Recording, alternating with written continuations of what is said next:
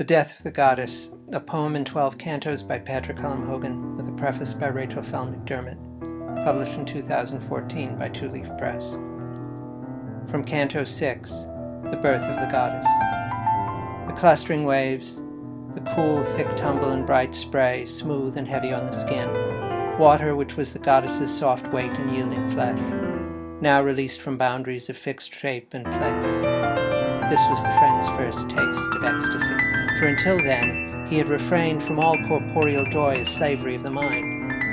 This engulfment carried in its train as well intimations of the culminating bliss, the ultimate release from self. Could that, he wondered, too, be union?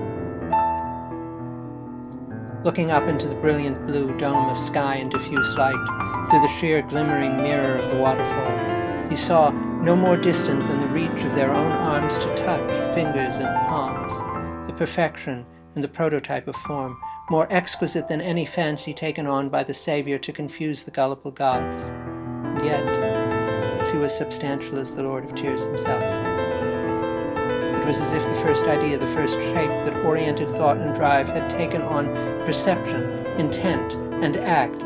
He was transfixed and blank to place or time or flux of sense, like a dervish or a nectar addict, fallen into trance.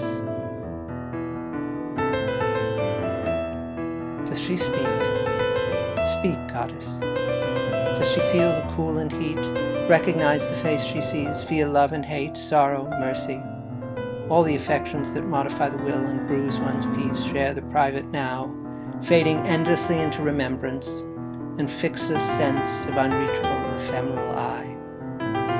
Or is she illusion only, just a trick of flickering light and shadow played by blood and memory on unsteady sight?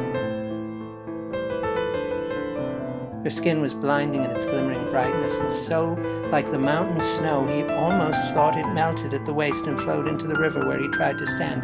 But her hair was black as moonless night, or as the poison he still held inside his throat, and her mouth was red as berries or fresh blood. Suddenly he knew who waded toward him in the swelling pool, and as once he granted other gods their one desire, now he named his own, not nectar, but what is still more rare and beautiful, and yet accessible to all the sentient forms, no matter what their rank, their station, or their place in law. He whispered it with trembling lips and awe.